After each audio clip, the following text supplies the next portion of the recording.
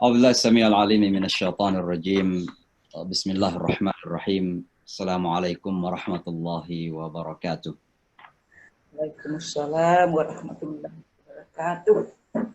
الحمد لله رب العالمين وبه نستعين على أمور الدنيا والدين.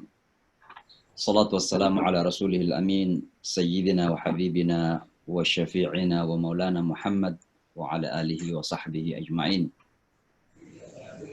أما بعد فسبحانك لا علم لنا إلا ما علمتنا إنك أنت العليم الحكيم. اللهم علمنا ما ينفعنا وانفعنا بما علمتنا وارزقنا فهما. رب اشرح لي صدري ويسر لي أمري واحلل عقدة من لساني يفقهوا قولي. Alhamdulillah, Bapak dan Ibu, tentu pertama-tama kita seperti biasa, satu hal yang selalu kita ingatkan diri kita selalu adalah senantiasa menyampaikan puji syukur kita kepada Allah Subhanahu wa Ta'ala, kapan dan di mana saja dan dalam keadaan apa saja. Karena sesungguhnya kenikmatan Allah itu tiada pernah terhenti. Yang terhenti itu adalah persepsi kita bahwa kita tidak lagi diberikan kenikmatan. Dan oleh karenanya, satu hal yang paling berat dalam hidup kita itu adalah bersyukur. Sehingga satu-satunya yang memang dideklarasikan dalam Al-Quran, diumumkan dalam Al-Quran, bahwa hal yang paling banyak manusia itu gagal adalah bersyukur. Maka hanya sedikit yang bisa bersyukur. Wa qalilun min ibadiyas syakur. Sangat sedikit di antara hamba-hambaku itu yang bisa bersyukur.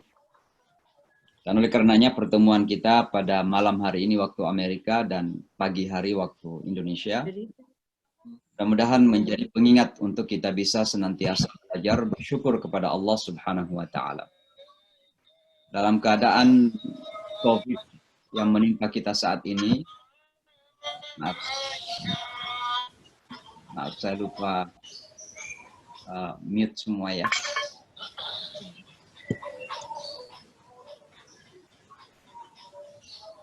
Di-mute dulu Pak kali ya. Ya. Ya, dalam keadaan COVID yang menimpa kita kali ini, tentu tidak mengurangi rasa syukur kita. Karena bagi orang yang beriman itu, segala fenomena, segala peristiwa, segala kejadian yang terjadi dalam hidup, pasti kita pandang dengan pandangan positif. Karena iman kita itu positif selalu. Dan oleh karenanya, mari kita belajar bersyukur, dan mudah-mudahan kita termasuk hamba-hamba Allah yang memang bisa bersyukuri nikmat-nikmat Allah Subhanahu wa Ta'ala, apapun keadaan dan bagaimanapun situasi yang kita hadapi dalam hidup. Salawat dan salam kepada junjungan kita, tauladan kita Rasulullah Sallallahu Alaihi Wasallam, yang tentunya kita rindu untuk berjumpa, dan mudah-mudahan kita termasuk pengikutnya yang mendapat syafaatnya di hari kiamat nanti. Rasulullah Sallallahu Alaihi Wasallam secara spirit dan ajaran masih hidup. Dan itu dideklarasikan dalam Al-Quran. Wa'alamu anna fikum Rasulullah. Sadarilah bahwa di tengah-tengah Anda itu ada Rasulullah SAW. Karena itulah ajarannya. Ketika kita makan, seolah-olah kita melihat bagaimana Rasulullah makan. Ketika kita minum, kita seolah-olah sedang menatap Rasulullah minum. Ketika kita tersenyum, ketika kita berbicara, ketika kita mau tidur, ketika kita bangun tidur, mari kita membayangkan kehadiran Rasulullah SAW agar kita bisa menjadikan beliau sebagai tauladan dalam segala sikap dan karakter kita. Laqad kana lakum fi Rasulillahi uswatun hasanah. Dan mudah-mudahan kita senantiasa menumbuh suburkan kecintaan kepada baginda Rasulullah SAW. Karena orang yang kita cinta itu akan bersama-sama dengan kita di akhirat nanti. Anta ma'aman ahbabta yawmal qiyamah, kata Rasulullah. Engkau akan membersamai siapa yang engkau cintai pada hari kiamat nanti. Maka kalau kita cinta Rasulullah, insya Allah mudah-mudahan kita bersama-sama dengan Rasulullah. Nah, kalau kita cinta orang-orang Hollywood, ya akan bersama orang Hollywood juga. Ya. Karena anta ma'aman ahbabt yawmal qiyamah. Orang yang kita kagumi, orang yang kita cintai, orang yang kita rindukan, ya, itu yang kita bersamai nanti hari kiamat. Maka mudah-mudahan Rasulullah SAW menjadi orang yang senantiasa kita rindukan, kita cintai, kita sayangi, dan kita ingin bertemu dan bersama-sama dengan beliau. Karena beliau adalah khairul bashar, the best ever human being, manusia terbaik yang pernah hadir di atas dunia ini. Alhamdulillah, malam ini kita kembali memasuki halaqah Quran kita, dan kita memasuki ayat 11, 12, dan 13 dari surah Al-Baqarah. Maka sebagaimana janji saya selalu ingin seolah-olah menyetor hafalan saya kepada ustadz, saya kepada guru saya, maka saya menghafal 2 ayat yang lalu. Dan mudah-mudahan juga Bapak dan Ibu sudah berusaha untuk menghafal 2 ayat yang lalu. Nah, itu sangat simpel sekali. Ya. Jadi saya akan memulai seolah-olah menyetor hafalan saya kepada guru saya. Nah, dan ini saya ulangi terus ini dari awal. Ya. Tentu kami sudah terbiasa menghafal, tapi ini sekedar motivasi untuk kita semua. Bahwa sesungguhnya menghafal Al-Quran itu mudah, asal ada kemauan. Asal ada kemauan. Karena menghafal Al-Quran itu beda dengan menghafal apa saja. Menghafal Al-Quran itu ada daya tarik tersendiri, ada kekuatan tersendiri, ada makna tersendiri, ada dorongan tersendiri, yang kita tidak akan dapatkan dengan hafalan-hafalan yang lain. Al-Quran ini begitu mudah dihafal, asal memang kita jujur pada diri kita bahwa kita ingin menghafal Al-Quran. Kita melihat bagaimana mukjizat ya, yang terjadi pada anak-anak yang misalnya, kita lihat di banyak YouTube, anak-anak yang lahir dalam keadaan ya kurang sehat, cacat, gitu ya. Ya Allah berikan kesempatan kepada mereka menghafal karena ada keinginan ya dari orang tua dan anak itu sendiri. Gitu. Kenapa kita yang mungkin ya secara fisik ya insya Allah tidak cacat lah. Pemikiran kita insya Allah jernih-jernih saja. Kenapa kita tidak bisa menghafal ya, dalam 1 minggu 1 ayat, 2 ayat gitu. Dan diniatkan saja, siapa tahu niatnya itu diterima oleh Allah Subhanahu wa taala. Karena niat orang beriman itu kalau ikhlas, insya Allah sudah dihitung menjadi bagian dari amal. Kalau sampai tidak terjadi karena satu hal, maka sudah dianggap bagian dari amalnya, diterima sebagai pahalanya ada di sisi Allah Subhanahu wa taala. Maka mari kita berusaha untuk menghafalkan ayat-ayat yang kita kaji. Dan ini hanya 2 ayat, 3 ayat maksimal. Karena kita ingin belajar tajwidnya, makhrajnya, arti katanya. Ya. Kemudian juga tafsiran singkat. Ya. Saya katakan singkat karena memang singkat. Ya. Itu hanya pengenalan saja. Tapi mari kita mengkaji lebih jauh lagi. Bapak dan ibu-ibu bisa ke YouTube misalnya. Mau belajar tafsir kepada siapa? Khalid Basalama misalnya, silakan. Ustaz Adi Hidayat, silakan. Ustaz Abdul Somad, silakan. Banyak ustaz-ustaz kita yang luar biasa kalibernya ya dalam ilmu tafsir. Ya, apa yang kita pelajari ini dalam 10-20 menit dari tafsir itu sebenarnya sangat sedikit sekali. Bahkan boleh dikatakan itu bukan tafsir. Ya. Itu hanya pengenalan singkat saja. Karena sekali lagi ilmu Al-Quran itu adalah bahrun. Adalah lautan ilmu yang tiada ujung.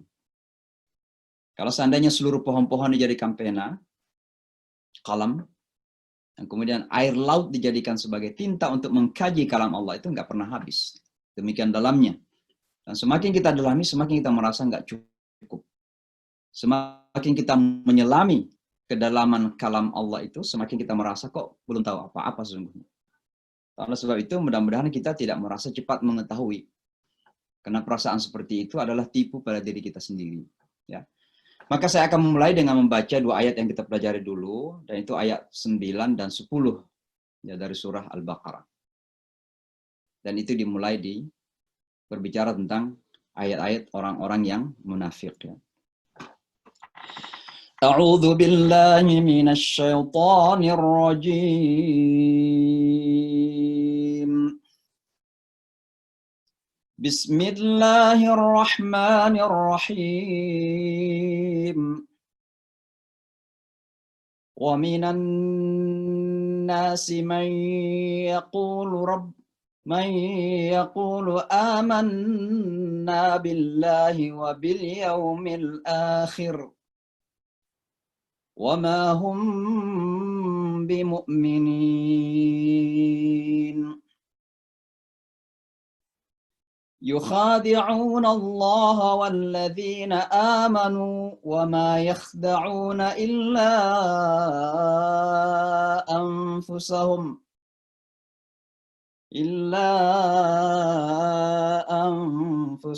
وما يشعرون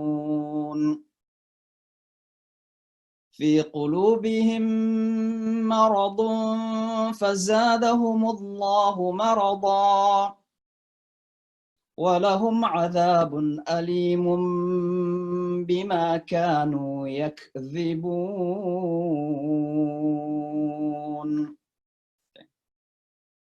Kira-kira bacaannya begitu. Ya, bacaannya mungkin masih perlu disempurnakan lagi. Saya ingin minta 2-3 orang lah kira-kira yang bisa volunteer untuk membaca. Atau insya Allah mudah-mudahan menghafal. Siapa kira-kira yang siap? Coba diklik angkat tangan itu. Kan ada raise hand ya di bagian bawah.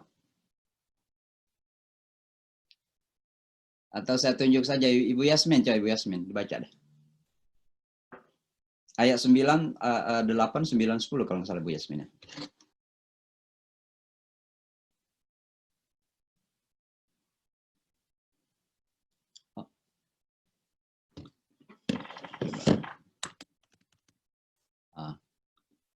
Coba Bu Yasmin. Ya. Ya, coba dibaca. A'udzu billahi minasyaitonir rajim. Bismillahirrahmanirrahim. Wa minan nasi may yaqulu amanna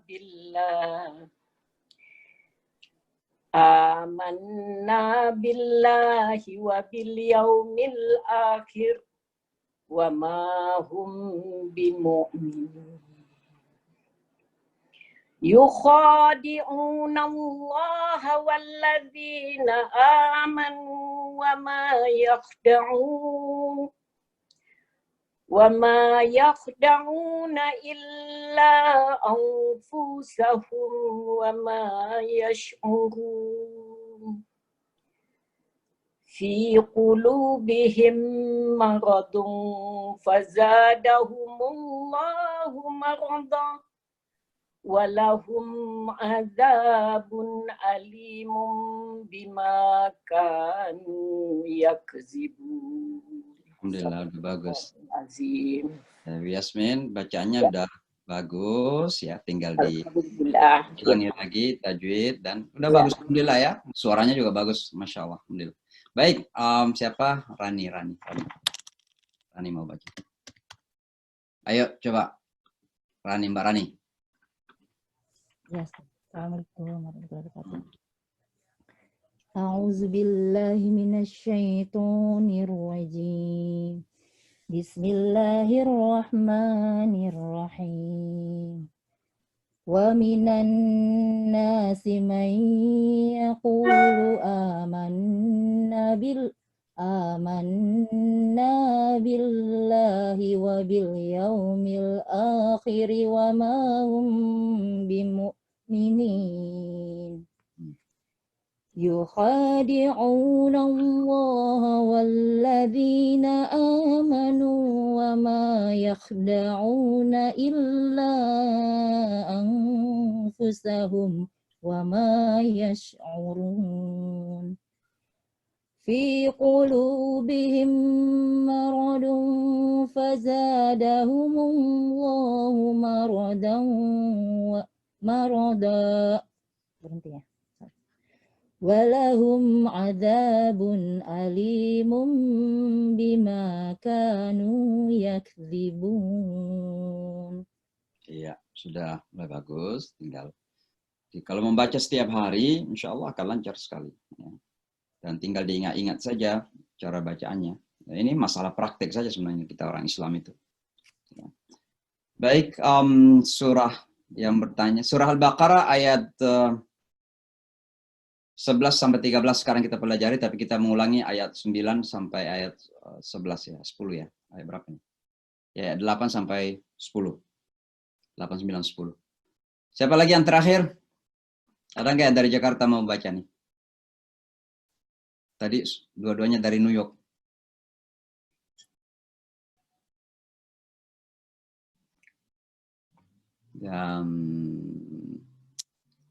Coba saya tunjuk aja. Andi Ros. Siapa Andi Ros? Coba. Silakan. Dicoba. Bisa?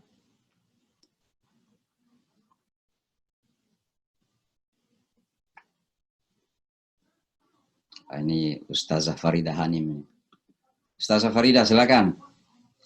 Coba deh biar kita belajar membaca.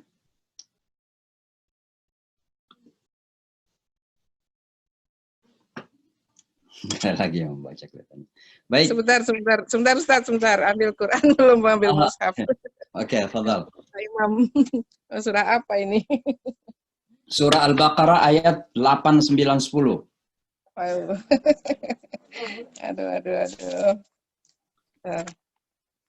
9, 10. Ya, 8, 9, 10. Tapi nggak pakai video, nggak usah. Nggak apa-apa, penting suaranya aja. Iya. A'udzu billahi minasyaitonir rajim. Bismillahirrahmanirrahim. Yukhadi'una Allah walladzina amanu. Ayat sebelumnya. Wa minan nas. Oh, ayat 8. Oke.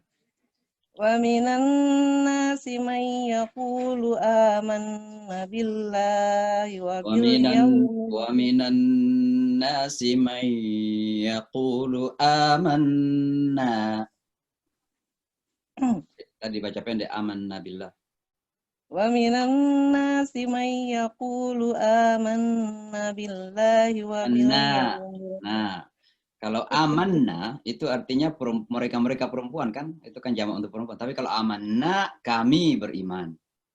Salah arti itu jauh sekali bedanya. Iya. Buru-buru ini baru buka.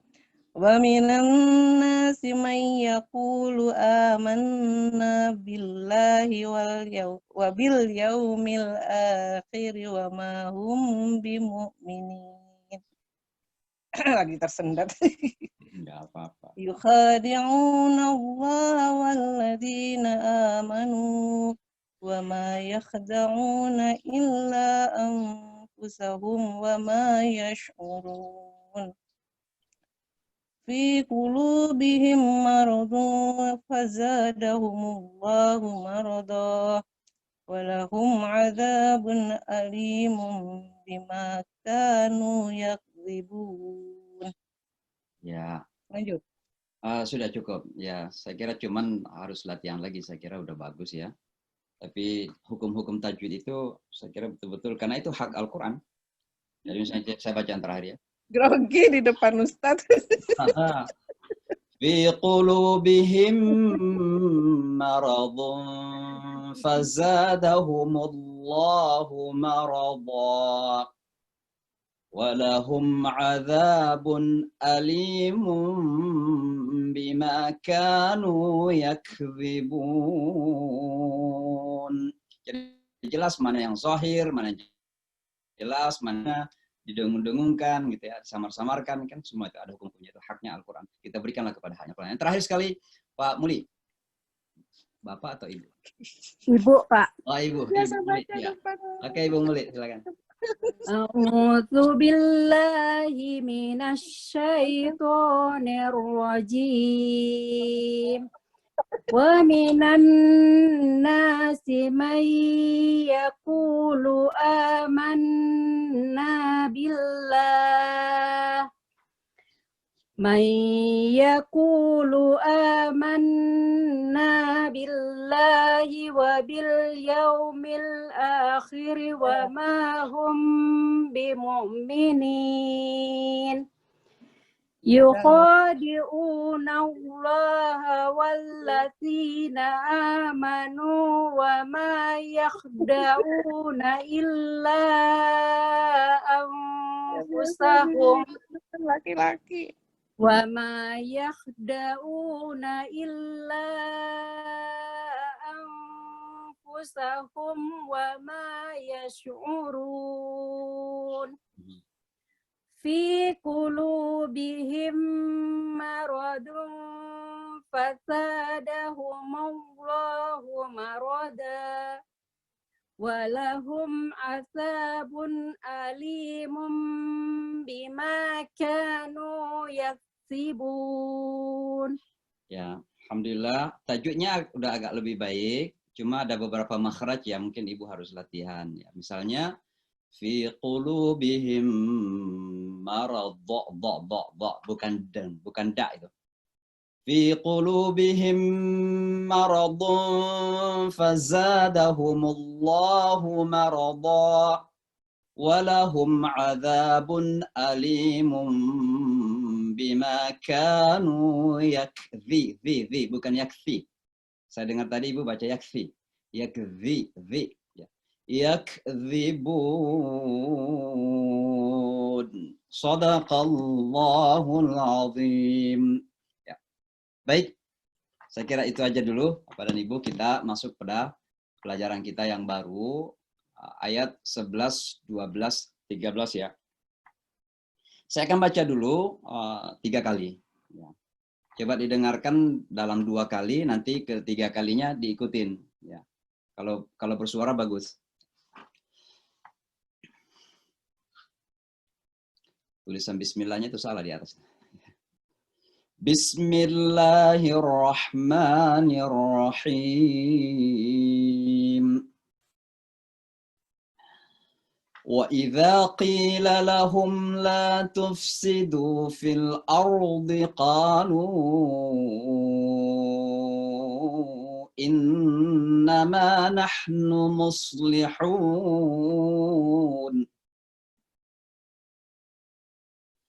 أَلَا إِنَّهُمْ هُمُ الْمُفْسِدُونَ وَلَكِنْ لَا يَشْعُرُونَ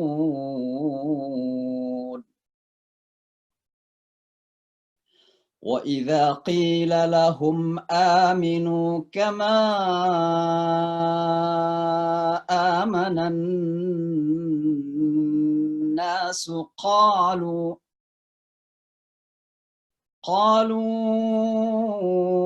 أَنُؤْمِنُ كَمَا آمَنَ السُّفَهَاءُ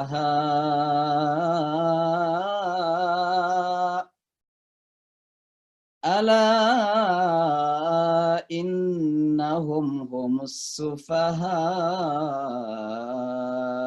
وَلَكِنْ لَا يَعْلَمُونَ. Ya, karena panjang-panjang nggak harus, bisa berhenti di mana saja.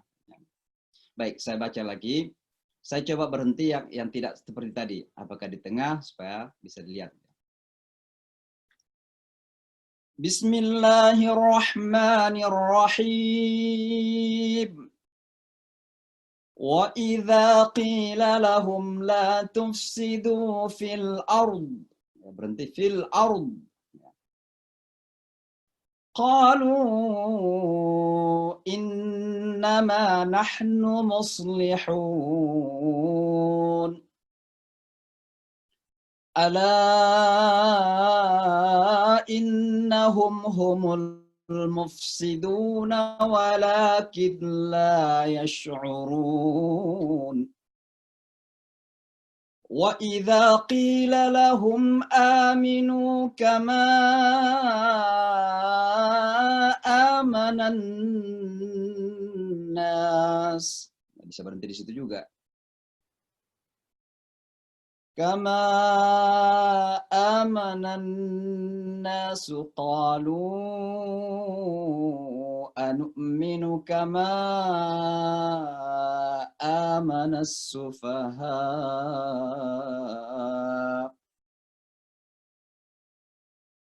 أَلَا إِنَّهُمْ هُمُ السُّفَهَاءُ وَلَكِنْ لَا يَعْلَمُونَ. Ya, itu kira-kira. Dicoba diikuti baik dalam hati, apalagi kalau bersuara lebih bagus biar prakteknya kendara. Ya. Bismillahirrahmanirrahim. وَإِذَا قِيلَ لَهُمْ لَا تُفْسِدُوا فِي الْأَرْضِ قَالُوا إِنَّمَا نَحْنُ مُصْلِحُونَ أَلَا إِنَّهُمْ هُمُ الْمُفْسِدُونَ وَلَكِنْ لَا يَشْعُرُونَ وَإِذَا قِيلَ لَهُمْ آمِنُوا كَمَا آمَنَ النَّاسُ, bisa langsung saja juga. قَالُوا أَنُؤْمِنُ كَمَا آمَنَ السُّفَهَاءُ أَلَا إِنَّهُمْ هُمُ السُّفَهَاءُ وَلَكِنْ لَا يَعْلَمُونَ. Kira-kira begitu. Kalau saya panjangkan sufaha itu karena memang ada hukumnya ya. Dan itu tidak boleh dikurangi dari 6 harakat. Ya. Sufaha, kira-kira 6 ketukan lah. Ya.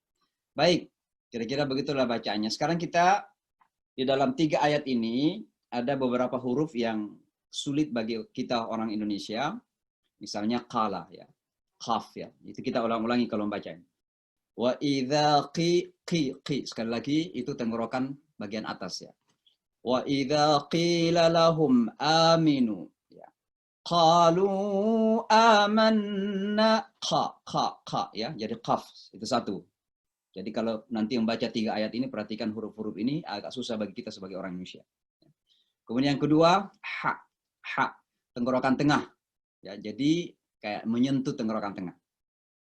Ya, nahnu innama nah ya. Innama nahnu muslihun. Ha ya. Muslihun ya. Itu huruf yang kedua yang agak susah bagi kita. Nah, yang ketiga shad. Innama nahnu mus ya. Shad mus ya. Jadi kayak ditebalkan angin yang keluar dari mulut kita. Shad muslihun ya. Yang keempat yash'urun walakin la yash'urun.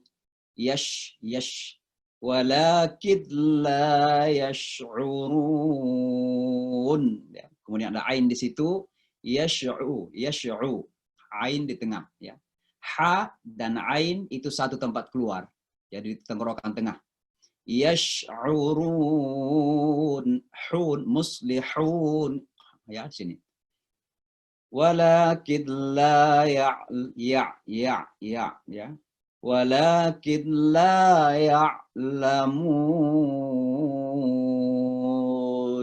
ya.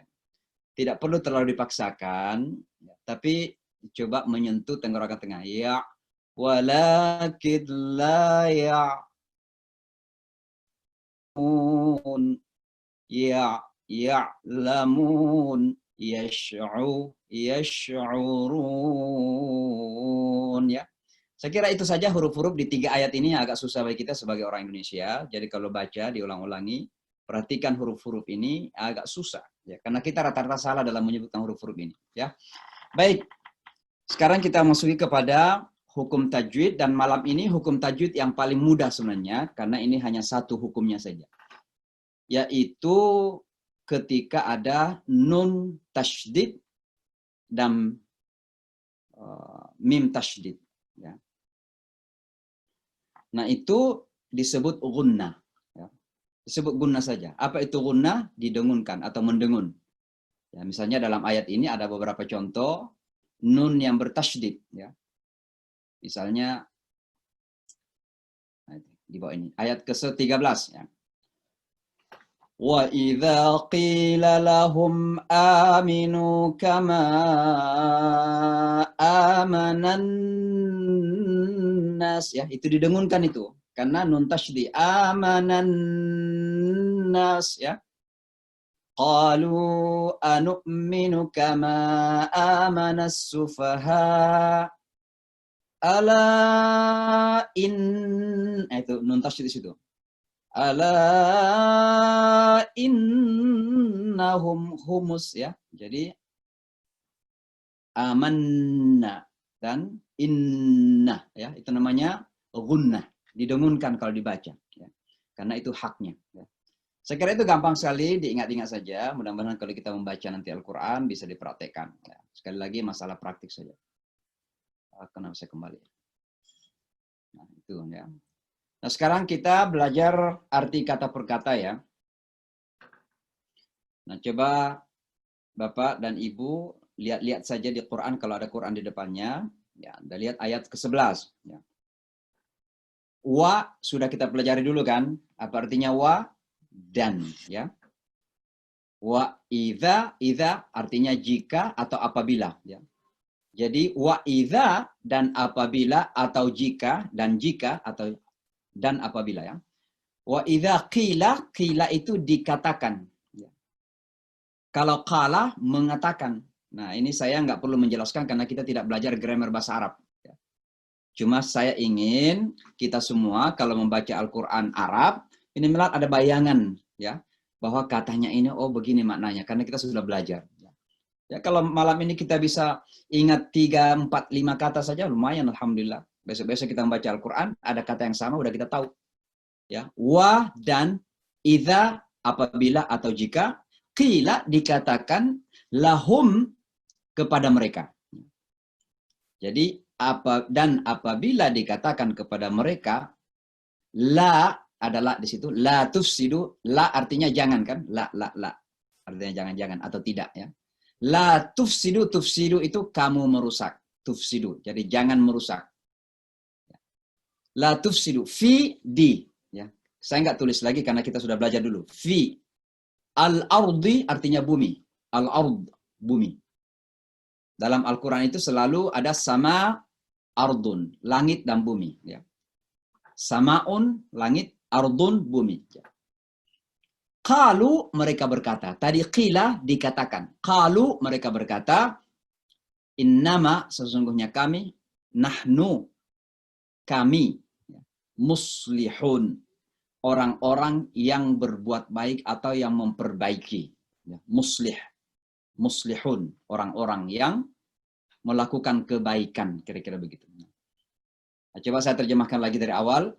Wa dan idza jika qila dikatakan lahum kepada mereka la jangan tufsidu kamu merusak fi di al-ardi bumi. Qalu mereka berkata innama kami ini nahnu kami ya. Atau innama itu artinya hanya saja. Ya, biasa terjemahkan secara bebas sesungguhnya kami. Nahnu kami atau kita muslihun orang-orang yang melakukan atau mengerjakan kebaikan. Ya. Itu ayat 11 ya. Mudah-mudahan diingat kata per kata maknanya. Ayat 12. Ala akan tetapi atau realitanya ya. Itu ala. But itu mungkin dalam bahasa Inggris ya.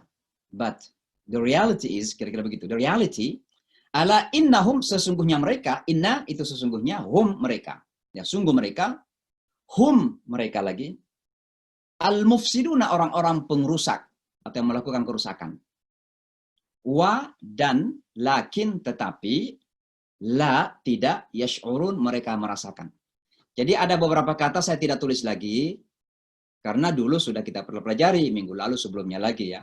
Jadi kata-kata baru saja saya ulangi di sini. Jadi saya ulangin ayat 12.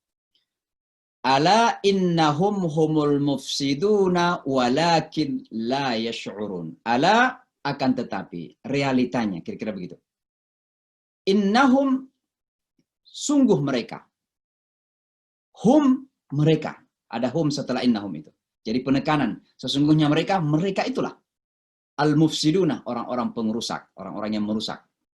Wa dan lakin akan tetapi la tidak yash'urun, mereka merasakan atau mereka tidak merasakan, ya. Jadi mudah-mudahan membaca ayat ini secara global, secara umum kita udah paham kata per kata dan kita pahami maknanya tanpa melihat terjemahan, ya. Mudah-mudahan. Itu ayat 12. Ayat 13. Wa idza qila, itu di atas sudah ada kan? Jadi sudah wa artinya dan, idza jika atau jikalau, qila dikatakan, wa idza qila lahum kepada mereka. Sudah di atas terjemahkan itu. Aminu, berimanlah kalian. Berimanlah kamu untuk orang banyak ini. Aminu kama sebagaimana amana telah beriman annasu manusia. Jadi berimanlah kalian sebagaimana manusia telah beriman, kira-kira begitu. Tapi kita terjemahkan bahasa Arab kata per kata, sebagaimana telah beriman manusia. Kama amanan nas. Qalu, karena sudah ada di atas, saya nggak terjemahkan lagi. Qalu, mereka berkata, anu'minu, apakah kami akan beriman? Apakah kami akan beriman? Anu'minu, apakah kami akan beriman? Kata a itu dalam bahasa Arab itu pertanyaan. A anta Muhammad, apakah kamu Muhammad? A. Ya, anu'minu, apakah kami beriman atau akan beriman? Kama amanas sufaha, sebagaimana telah beriman amanah di atas sudah. As-sufaha itu artinya orang-orang bodoh. Orang-orang yang kurang pikiran, orang-orang yang akalnya pendek. Orang-orang yang akalnya sempit, kira-kira begitu. Sebenarnya sufaha, ya. Safih satunya, sufaha orang-orang bodoh. Ya. Ala innahum, in reality, ala tadi kan sudah di atas itu. Ala innahum, sesungguhnya mereka, humus sufaha, mereka lah orang-orang yang bodoh, walakin akan tetapi la tidak ya'lamun, mereka mengetahui. Ya, jadi saya tidak ulangi lagi kata-kata yang sudah kita terjemahkan di atas itu. Ya. Jadi mudah-mudahan ini Bapak dan Ibu bisa membantu kita belajar kata per kata makna daripada Al-Quran ini. Dan ini betul-betul hanya terjemahan bebas ya, karena kita nggak menerjemahkan berdasarkan grammar. Ya. Kalau kita menerjemahkan grammar itu dalam sekali. Itu. Ini satu kata bisa berjam-jam kita terjemahkan. Misalnya amanu. Ya, ini dari kata amina ya'manu, artinya aman, secure, safe. Ya. Kemudian ada juga amanah di situ. Trust misalnya, ini luar biasa ayat atau bahasa Arab itu ya. Tapi kita nggak belajar ke sana mendalam, hanya betul-betul mengetahui makna kata per kata dari Al-Quran ini untuk membantu kita kalau membaca Al-Quran dalam bahasa Arab ada sedikit bayangan ya makna kata per kata itu ya. Saya kira begitu ya terjemahan daripada makna-makna dari Al-Quran ini. Ada ibu dan bapak yang minta apa yang kita sampaikan di PowerPoint ini nanti mungkin bisa nanti Mbak Citra di chat menyampaikan email Nusantara supaya meng-email ke sana yang mau minta ini. Ya. Baik, kita sampai kepada tafsiran kita Bapak dan Ibu sekalian dan sekali lagi mudah-mudahan apa yang kita pelajari malam ini bermanfaat untuk kita semua. Ya mulai dari makhraj, ya cara membaca, data tajwidnya sampai kepada arti katanya ya dan sekarang kita belajar sedikit ya penafsiran daripada ayat-ayat yang sudah kita pelajari ini. Karena ini masih berkenaan dengan orang-orang munafik, golongan kedua yang disebutkan di dalam Al-Quran ini, saya ingatkan lagi bahwa manusia dalam Al-Quran itu hanya 3 golongan saja. Dan kita itu ya boleh saja berada di antara salah satu dari 3 itu. Mudah-mudahan kita termasuk orang-orang golongan pertama. Dan golongan pertama adalah orang-orang yang mu'minuna muttaqun, orang-orang beriman yang bertakwa. Golongan yang kedua inilah orang kedua adalah orang kafir, ya innal ladzina kafaru sawa'un 'alaihim. Dan yang ketiga ini adalah wa minan nasi may yaqulu, dan inilah golongan orang-orang munafik. Jadi manusia itu apapun keadaannya ya berada dalam situasi 3 itu. Apakah dia mukmin muttaqun, ya orang beriman dan bertakwa, atau dia kafir atau masuk dalam golongan kalau dalam istilah Al-Qur'an mudzadzabina ila haula wa la haula. Ini orang-orang yang goyah ini antara iman dan kafirin. Nah, ini disebut dengan munafiqun. Karena ini masih berkaitan dengan penafsiran yang lalu, Maka saya ingin mengulangi sedikit tentang tafsiran yang sudah kita pelajari yang dulu. Jadi kita mempelajari beberapa karakteristik atau ciri-ciri orang yang munafik dalam Al-Quran di surah Al-Baqarah ini. Tentunya ada surah khusus dalam Al-Quran yang membahas tentang kemunafikan itu. Dan ada beberapa ayat yang lain. Bahkan ada satu surah khusus yang disebut surah Al-Munafiqun dalam Al-Quran itu. Tapi di surah Al-Baqarah ini dijelaskan secara gamblang, secara cukup panjang, beberapa karakteristik dasar daripada orang-orang yang munafik. Nah, pada ayat terdahulu, di 3 ayat yang sudah kita pelajari, 8, 9, dan 10, kita mendapatkan bahwa ciri-ciri orang munafik itu pertama adalah mengaku beriman, tapi dalam kebohongan. Artinya apa? Salah satu ciri daripada orang munafik itu adalah mudah berbohong. Ini saya tidak menyinggung politisi yang suka berbohong. Apakah itu presiden di Amerika atau di mana saja. Tidak. Tapi orang yang suka berbohong itu menjadi bagian dari salah satu tanda daripada kemunafikan. Nah ini. Makanya disebutkan di ayat 8 itu, wa minan nasi man yaqulu amanna billahi wa bil yaumil akhir wa ma hum. Tapi mereka enggak beriman, tapi mengaku beriman gitu. Dan di antara manusia ada yang mengatakan kami sudah beriman kepada Allah dan kepada hari akhirat, tapi Al-Qur'an Allah sendiri yang memberikan kesaksian wa ma hum bimu'minin, mereka tidak beriman. Artinya apa? Mengaku-ngaku gitu. Kalau kata yang lain ya bohong. Maka kebohongan itu begitu mudah terjadi kepada orang yang punya penyakit nifak, kemunafikan. Nah, kebohongan ini kemudian seringkali diimplementasikan, dipraktekkan dalam bentuk nipu. Makanya ayat selanjutnya mengatakan yukhadi'un Allah. Karena adanya sikap kemunafikan yang salah satunya adalah berbohong, maka ini mendorong dia untuk ingin nipu, bahkan ingin menipu Allah. Yukhadi'un Allah walladzina amanu.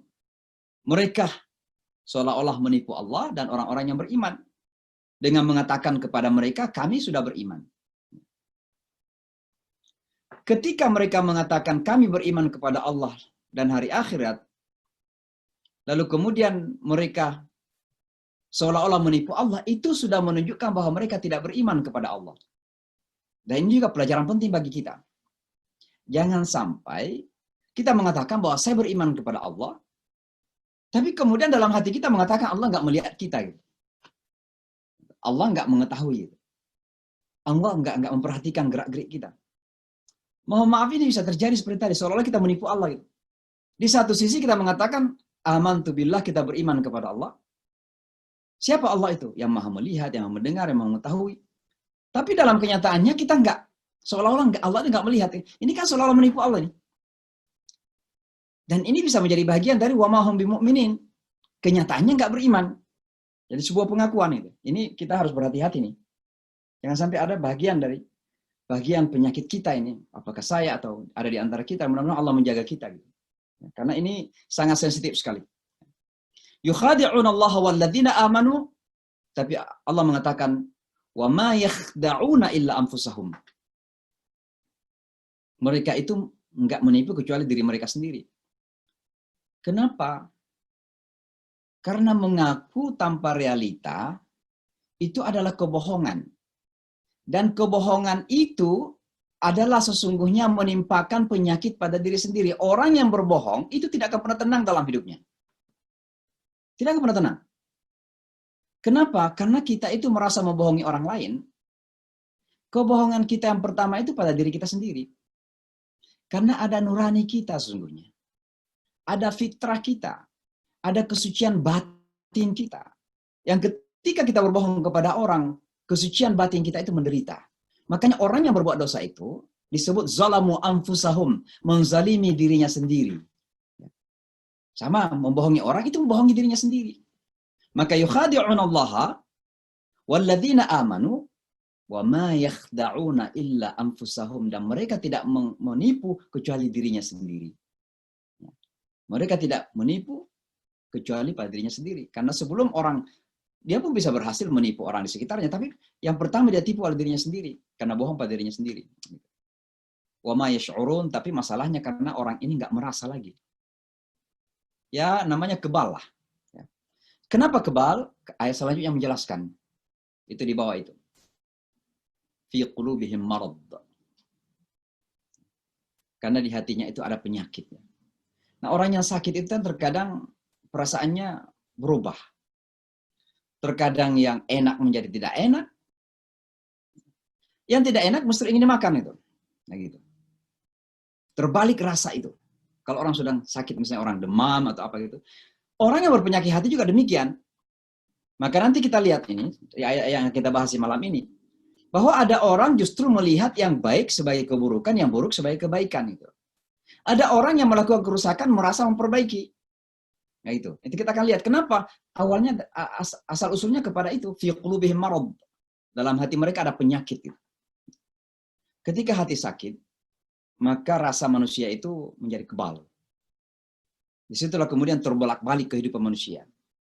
Yang merah jadi, yang putih jadi hitam, yang hitam jadi putih, yang pahit jadi manis, yang manis jadi pahit. Yang baik jadi buruk, yang buruk jadi baik. Yang berbahaya dianggap terkadang sebuah kebanggaan. Yang memberikan keselamatan dianggap masa lampau. Kolot, kira-kira begitu. Itu kan ada masalah di hati. Fi qulubihim marad. Nah, ini beberapa hal yang kita pelajari pada waktu yang lalu, dan makanya Allah kemudian menutup fi qulubihim maradun fazadahumullahu marada. Kenapa Allah menambah penyakit bagi mereka? Ya karena ketika hati menjadi sakit dan tidak segera diperbaiki, itu dalam istilah Al-Quran bal rana ala qulubihim makanu yaksibun. Jadi hati itu ketika ada sesuatu dosa yang kita lakukan, maka seperti ada satu tetesan hitam yang terjatuh ke hati itu. Itu hadis sebenarnya. Dan ketika tetesan hitam itu tidak segera dihapus, dengan apa? Dengan istighfar, dengan minta ampun, maka yang hitam ini menjalar itu. Kayak penyakit kanker kita menjalar itu. Itulah diistilahkan dengan fazadahumullahu marada. Karena dia punya penyakit di hati, justru tidak langsung menyadari. Tapi yang terjadi yusirruna ala anfusahum. Mereka bersikukuh dan bahkan merasa bahwa mereka dalam melakukan kebaikan.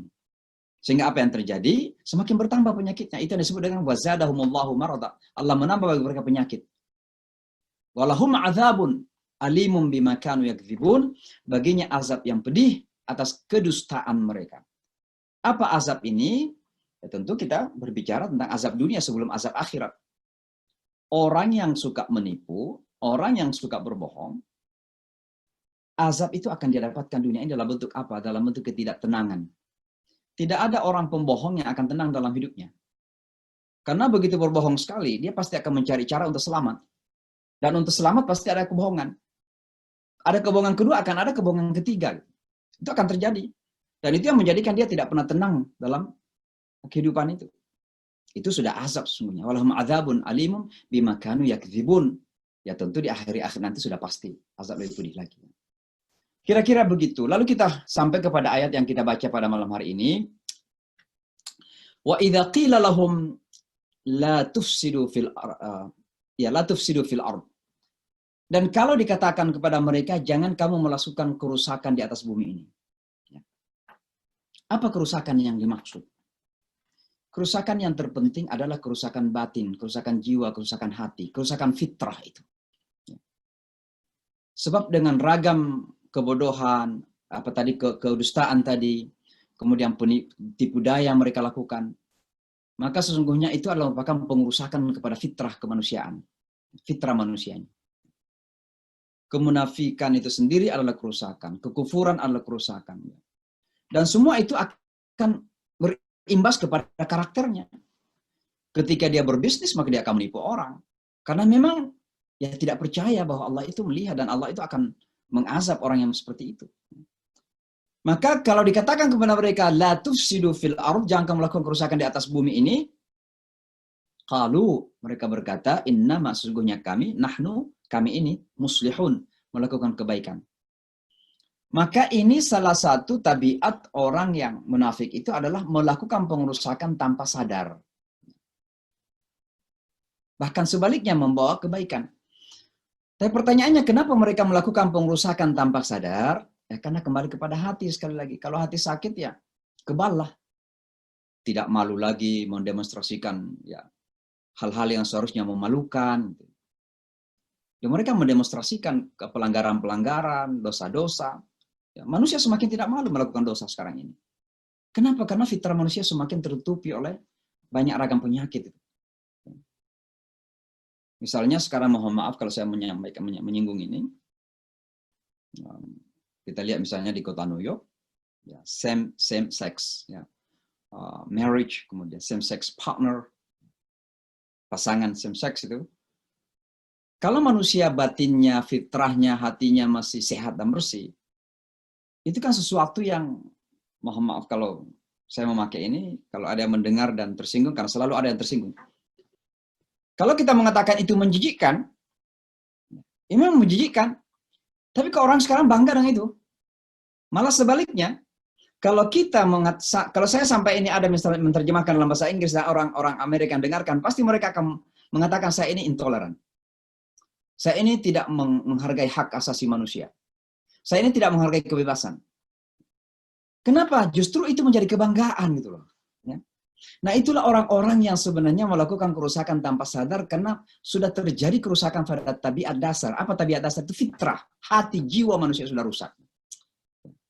Inna fil jasadi mudghah, idza saluhat saluhal jasadu kullu, wa idza fasadat fasadal jasadu kullu. Ada segumpal darah pada diri kita kalau baik-baik semuanya, kalau rusak-rusak semuanya. Itulah sekali kembali kepada hati itu, fi qulubihim marad. Di hatinya itu ada penyakit. Nah, ini yang terjadi. Maka kalau kita melihat sekarang orang begitu bangga terkadang justru melakukan pelanggaran-pelanggaran, ya, melakukan dosa-dosa, bahkan bukan sekedar bangga, membalik itu sebagai sesuatu nilai yang kadang dianggap lebih baik. Gitu. Menghormati orang yang melakukan kesalahan, ya, diberikan label, itu namanya toleransi. Itu namanya menghargai freedom. Dalam Islam tidak begitu. Bukan juga berarti kalau ada orang melakukan kesalahan lalu kita melakukan kekerasan kepada mereka. Tapi kewajiban kita untuk menyampaikan apa yang benar sebagai kebenaran. Dan dalam arti kita mengingatkan bahwa itu salah. Bukan justru kita mengatakan, wah kita hormatin karena itu kebebasan. Itu berarti kita mencampakkan orang ke dalam neraka, itu menurut keyakinan kita ya. Kan begitu. Jadi sekali lagi, ciri kemunafikan yang disebutkan di sini adalah idza qila lahum la tufsidu fil ard, yang kamu melakukan kerusakan di atas bumi ini, qalu, mereka berkata, innama nahnu muslihun, justru kami yang membawa kebaikan. Kami yang melakukan kebaikan. Ya. Itu mereka yang terjadi seperti itu ya. Dan yang kedua adalah ala innahum, Al-Quran mengatakan ala innahum mufsiruna walakin la yash'urun. Nah, itu yang saya katakan di sini tanpa sadar, tidak dirasakan lagi itu sebagai kerusakan. Mereka melakukan kerusakan tapi tidak disadari bahwa itu kerusakan ya. Ada ini terlalu politis misalnya, tapi kalau ada presiden misalnya mengatakan bahwa Amerika ini harus kuat dengan kulit orang yang berkulit tertentu, lalu dikatakan itu bagian dari kehebatan gitu. To make America great again, dengan rasisme gitu, dan bangga dengan itu. Nah, itulah orang yang tidak punya rasa lagi. Ya, bahwa sesungguhnya membawa kerusakan, tapi dianggap justru kebaikan bagi Amerika. Tanpa dirasa bahwa itu adalah pengerusakan Amerika yang menghargai kesetaraan, equalitas, ya, equality, ya, justice for all di Amerika ini. Kan begitu. Nah ini kan saya sedikit agak nyerempet-nyerempet saja, maklum kita di musim politik di Amerika ini. Ya. Nah, ciri yang kedua yang disebutkan di ayat yang selanjutnya, di ayat berapa tadi itu ya. Di ayat 13 sesungguhnya adalah wa idza qila lahum aminu kama amanan nas, dan jika dikatakan kepada mereka berimanlah kalian sebagaimana manusia lain beriman gitu. Ini disampaikan oleh Rasulullah kepada orang-orang di Madinah ketika itu yang sebahagian ada penyakit hati. Dan saya kalau nggak salah pada pertemuan yang lalu menyebutkan bahwa salah seorang yang paling sakit hati kepada Rasulullah di Madinah itu adalah Abdullah bin Ubay, penghulu para munafikun di Madinah ketika itu. Dan kenapa Abdullah ibn Ubay begitu sakit hati kepada Rasulullah? Karena sebelum Rasulullah SAW hadir di Madinah, Abdullah ibn Ubay adalah orang yang begitu sangat dihormati, sangat dimuliakan, Bahkan terkadang penduduk Madinah memberikan hadiah besar, bahkan hampir-hampir saja dijadikan raja di Madinah ketika itu. Dan begitu Rasulullah sampai di Madinah, semua berubah. Tiba-tiba Rasulullah menjadi raja, menjadi presiden, kira-kira begitu. Dari negara Madinah ketika itu. Dan orang menghormati beliau luar biasa. Bahkan beliau mampu menyatukan orang penduduk Madinah, Aus dan Khazraj yang bertahun-tahun berperang itu. Maka dia semakin sakit hati. Sakit hati ini kemudian menjadikan dia sebagai orang yang kemudian menginisiasi kelompok kemunafikan itu. Maka dia disebut sebagai the master of hypocrisy. Penghulu daripada kemunafikan di Madinah. Abdullah ibnu Ubay. Nah, ini dikatakan kepada mereka, wa idza qila lahum aminu, kalau dikatakan kepada mereka berimanlah, kama amanan nas, sebagaimana manusia telah beriman atau manusia yang lain beriman, qalu anu'minu. Ini cara yang paling halus untuk menyampaikan dakwah kepada mereka. Kira-kira begini. Setelah disampaikan argumentasi yang ilmiah, yang logis, mereka tetap menolak. Lalu disampaikan argumentasi yang sangat seperti sangat sederhana. Ya, kenapa tidak beriman tidak seperti itu gitu. Kira-kira begitulah. Walaupun argumentasi ini sebenarnya mereka akan mengatakan, ngapain saya ikut-ikutan kan begitu. Tapi itu cara Al-Quran untuk menyampaikan kepada orang yang dianggap bodoh. Agar mereka sadar. Maka dikatakan, aminu kama amanan nas. Berimanlah kalian sebagaimana manusia lain beriman. Ya minimal imitate mereka. Ikut-ikutlah kira-kira begitu. Tapi apa yang terjadi? Rupanya orang munafik itu salah satu cirinya adalah punya argumentasi yang tinggi kadang. Atau selalu memiliki argumentasi. Selalu pasti dapat argumentasi. Kita menyampaikan di seberang sini, dia punya argumentasi. Kita robah cara penyampaian kita, punya argumentasi. Orang munafik memang begitu, punya argumentasi. Maka dikatakan kepada mereka, berimanlah sebagaimana mereka beriman. Kalau, nah di sini bukan hanya sekedar berargumentasi, tapi justru menampilkan keangkuhan. Apa kata mereka? Qalu anu'minu. Mereka berkata, apakah kami harusnya beriman? Kama amanas sufaha. Sebagaimana orang-orang bodoh itu telah beriman. Nah, apa yang kita lihat di sini? Yang pertama adalah keangkuhan yang luar biasa. Keangkuhan ini apa? Merasa lebih pintar. Dan ini sekerap kali terjadi. Ada orang yang setengah iman kepada agama ini. Lalu kemudian ketika orang-orang beriman komitmen kepada agama ini, menjalankan agama itu secara baik, justru mereka menuduh orang beriman ini sebagai apa ya? Ya kurang modern lah, kurang maju lah, kira-kira begitu. Kalau orang rajin melakukan ritual pergi salat di masjid misalnya, orang mengatakan ini mah kan ikut-ikutan orang-orang di kampung yang kita di kota ini kan seharusnya hidupnya sudah lain bentuknya.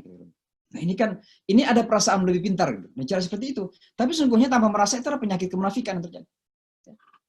Maka ada teman-teman kita di kalangan, mohon maaf bahkan di kalangan orang-orang yang kita anggap sebagai ilmuwan Islam ini seperti itu.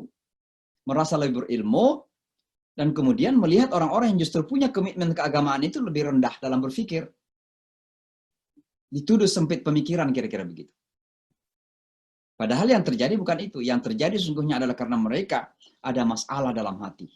Sehingga lebih mudah menuduh orang yang lebih kurang berilmu, atau mungkin terkadang dianggap pemikirannya kurang maju. Ya. Itu adalah bagian dari keangkuhan. Sehingga apa yang terjadi dianggap orang-orang yang punya keimanan dan komitmen kepada Islam ini, komitmen kepada keagamaan ini dianggap sebagai bagian dari kelompok orang-orang yang pemikirannya itu average, rendah lah kira-kira. Kira-kira pada zaman Nabi Nuh itu dianggap aradhiluna, orang-orang yang rendah di kalangan kami. Rendah berpikir, kurang logis, ya sempit pemikiran, tidak punya visi modern yang besar, ya kira-kira begitulah. Sementara mereka merasa ya bahwa mereka semua itu adalah orang-orang yang hebat dalam berpikir. Sehingga ada teman-teman kita itu terkadang lebih, kalau menyampaikan argumentasi keislaman, itu lebih senang untuk mengutip para filosofis, ya, para ahli filsafat, daripada mengutip ayat-ayat Al-Quran dan hadis. Gitu. Karena mereka mengatakan Al-Quran itu kan sudah biasa. Itu. Hadis itu sudah biasa. Tapi seolah-olah begitu mengutip pendapatnya ahli filsafat ini, pendapatnya si ahli filsafat itu, wah, seolah-olah mereka setinggi langit ilmunya. Nah, itulah bagian dari keangkuhan, dan kemudian seolah-olah melihat mereka yang komitmen kepada Quran dan Sunnah, kepada ajaran agama Islam ini, dianggap kurang berilmu, atau tidak terlalu maju dalam berpikir. Nah, Al-Quran kemudian mengatakan, menutup dengan ini. Wa idza qila lahum aminu kama amanan nas, qalu anu'minu kama amanas sufaha. Apakah kami harus beriman seperti orang bodoh itu? Ala innahum humus sufaha. Ya, Al-Quran mengembalikan, mereka lah sesungguhnya orang yang bodoh. Tapi yang terjadi kemudian adalah, walakin la ya'lamun. Tapi mereka tidak tahu bahwa mereka itu bodoh. Nah, ini masalahnya. Maka kita ingin menyimpulkan dengan ini. Kebodohan yang paling bodoh, kebodohan yang paling berbahaya, itu adalah merasa tahu. Atau pura-pura tahu. Atau tidak tahu bahwa dia tidak tahu. Kira-kira begitu. La yadri annahu la yadri, itu ada bahasa, kata pepatah bahasa Arab sebenarnya. Bahwa orang yang paling tinggi kebodohan itu adalah orang yang tidak tahu bahwa dia tidak tahu, tapi merasa tahu. Dan ini yang terkadang banyak misleading di dalam kehidupan.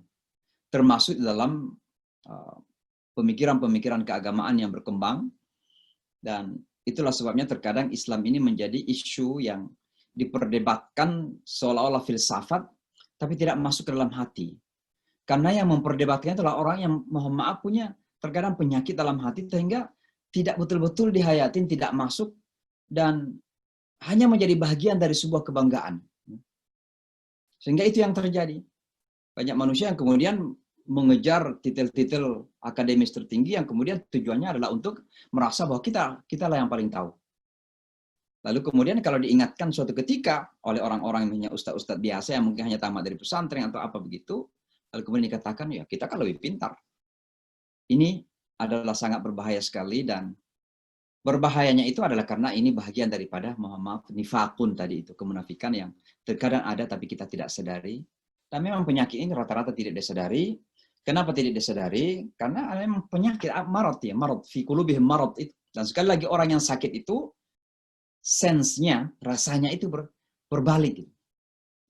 Dan itulah kita lihat dalam kehidupan manusia ini. Rata-rata sekarang ini kalau kita melihat, apalagi kita yang hidup di Amerika dan di dunia barat, kita bisa langsung mengalami betapa banyak sekali pelanggaran-pelanggaran, dosa-dosa. Bahkan jelas-jelas membahayakan kehidupan manusia, tapi dibalik menjadi seolah-olah itulah nilai yang baik dalam kehidupan. Orang yang melakukan seperti itu seolah-olah mereka itu adalah orang yang maju, orang yang modern, orang yang hebat, orang yang lebih pintar, orang yang lebih beradab, kira-kira begitu. Ya, yang kecil-kecil sajalah.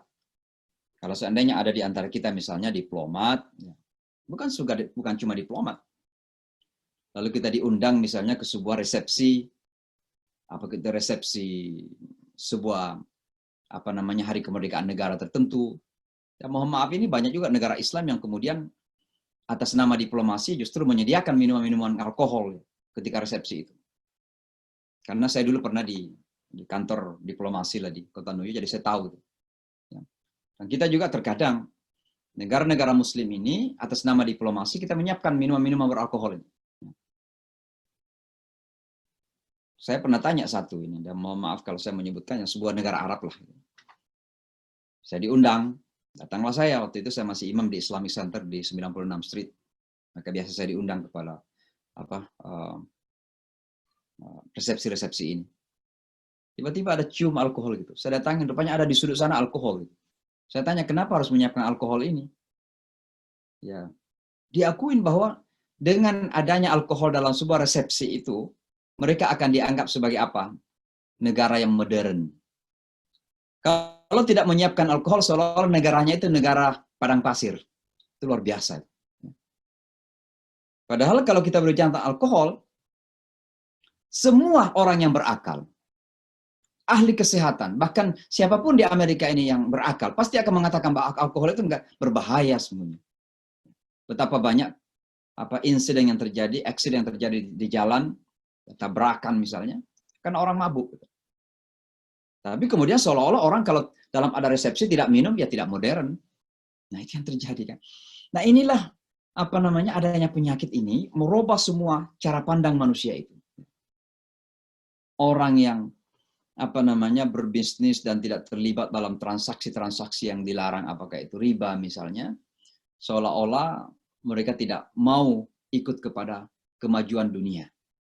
Wah, ini orang masa lalu berpikiran terbelakang. Kita kan sekarang sudah hidup di abad 21. Riba itu apa? Interest itu kan menjadi bagian dari kehidupan kita. Gitu. Maka kalau kita bersikuku mengatakan bahwa riba tidak boleh, wah itu makan kehidupan yang masa lalu kan. Nah ini semua dibolak-balik ini. Ini bagian dari penyakit manusia sesungguhnya yang bersumber dari fi qulubihim maradun tadi itu. Pada hatinya ada penyakit. Dan karena adanya penyakit itulah, maka terbalik semua cara pandang. Ya, mindset manusia terbalik. Ya, yang hitam menjadi putih, putih menjadi hitam, kira-kira begitu. Dan ini kita lihat, coba lihat dalam kehidupan keluarga misalnya. Betapa banyak orang dalam dunia yang maju sekarang ini di Amerika dan dunia Barat misalnya, melihat bahwa perkawinan itu adalah konsep yang kemudian seolah-olah menjadi beban ya di dalam kebebasan manusia. Karena dengan menikah itu kemudian ada ikatan-ikatan. Maka banyak bintang-bintang film tidak mau menikah karena merasa kalau menikah itu mereka terikat antara satu dengan yang lain. Jadi mereka hidup bersama saja, namanya partner. Kita lihat misalnya siapa ya, Brad Pitt dengan Angelina Jolie. Ya berapa tahun itu hidup bersama, namanya partner. Dan betapa banyak anak-anak muda kemudian melihat bahwa oh, itu kan bahagia-bahagia saja tanpa akad nikah kan. Nah ini kan semua adalah pembalikan konsep hidup ini. Dan itu bermula dari mana? Dari fi qulubihim maradun, dalam hati yang sudah rusak itu. Maka kalau kita kembali kepada surah Ar-Rum, ya, fitratallahi allati fatara an-nasa 'alaiha, lurusnya kehidupan kita, baiknya cara pandang kita dalam melihat kehidupan ini, konsep kehidupan yang baik itu hanya akan terjadi ketika ada fitratullah itu, ada purity, ada kesucian ilahi dalam batin kita.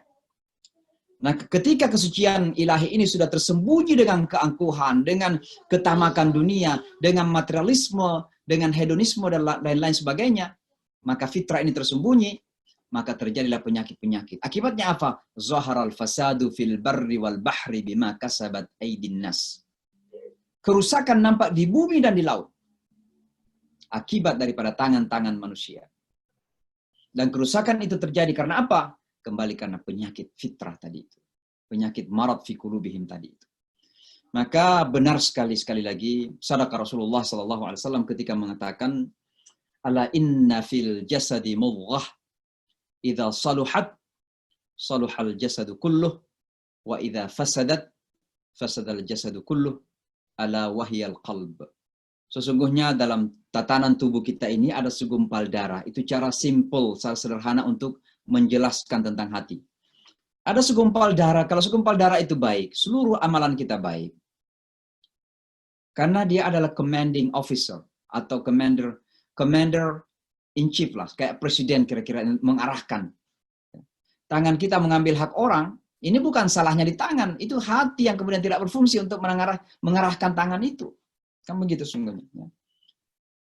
Wa idza fasadat, kalau hati ini rusak, fasadat sa'iru amali, seluruh amalan kita rusak. Ala wahyal qalb, itulah qalbun kita. Maka keselamatan kita di hari akhirat nanti juga itu hanya ditentukan oleh keselamatan hati. Yauma la yanfa'u malun wala banun, pada hari tidak bermanfaat harta dan anak-anak, illa man atallaha, kecuali yang siapa yang datang kepada Allah, kembali kepada Allah, innalillahi wa inna ilaihi raji'un, biqalbin salim, dengan hati yang selamat, dengan hati yang bersih, dengan hati yang suci. Itulah akan menjadikan kita selamat. Maka memang sekali lagi mari kita senantiasa tata hati kita ini, dan hati kita ini sangat sensitif. Kita terkadang merasa bahwa kitalah yang paling ikhlas misalnya. Nah, perasaan paling ikhlas itu sudah bahaya tuh. Kita sudah berada di ambang pintu, maka kita biasa-biasa saja.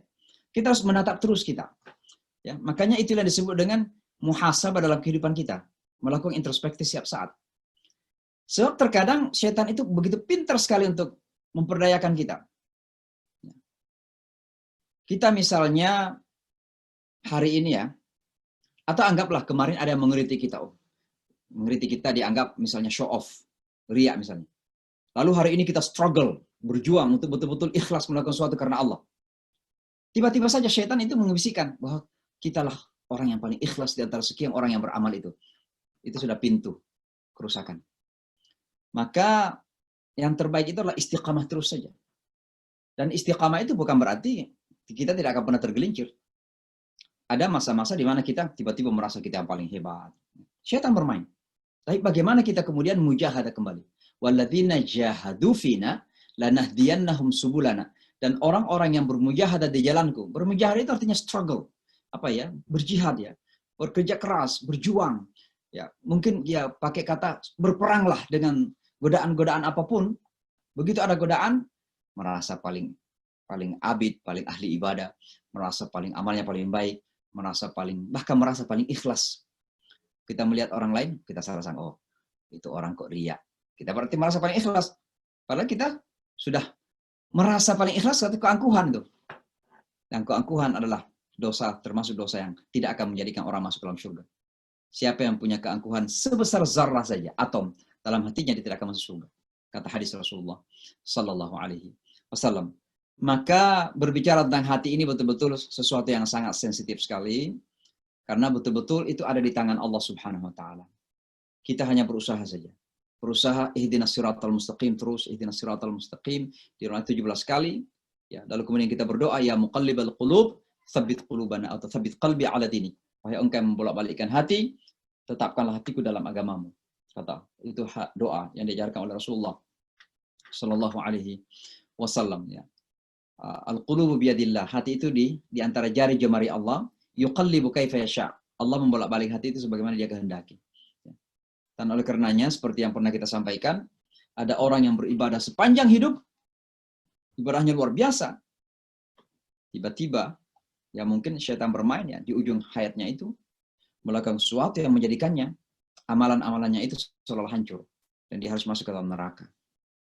Ya, mudah-mudahan dia mati dalam keadaan beriman, maka pada akhirnya nanti dia akan dibersihkan dan akan keluar. Tapi ada orang yang justru sepanjang hayatnya bahkan kafir ya, melakukan kemusyrikan, tiba-tiba Allah memberikan hidayah luar biasa. Dan itu kita sudah menunjukkan beberapa contoh. Berikrar asyhadu an la ilaha illallah justru di penghujung kehidupannya. Kita menyebutkan ibunya Ayub Abdul Baqi, imam di kota New York. Kita menyebutkan ibunya Syekh Muhammad Yasin yang biasa khutbah di Masjid Indonesia, Masjid Al-Hikmah di sini. Orang putih Amerika. Ya, orangnya baik sekali. Tamatan Madinah, orang asli Amerika. Dia perjuangkan ibunya masuk ke dalam agama ini. Alhamdulillah di saat sakaratul maut, ya, ibunya berhasil. Beliau berhasil mohon kepada Allah, Allah bukakan hati ibunya untuk bersyahadat ya, sebelum meninggal dunia. Kita menyebutkan Green Dean dari Inggris. Sheikh Green. Coba dicari di YouTube. Green, hijau ya dalam bahasa Inggris. Green Dean. Ya, pakai D-I-E-E-N. Green Dean. Yaitu mu'alaf dari Inggris, menjadi seorang ulama. Bapaknya begitu benci sama dia waktu dia muslim. Justru waktu bapaknya dalam keadaan sekarat dia datang.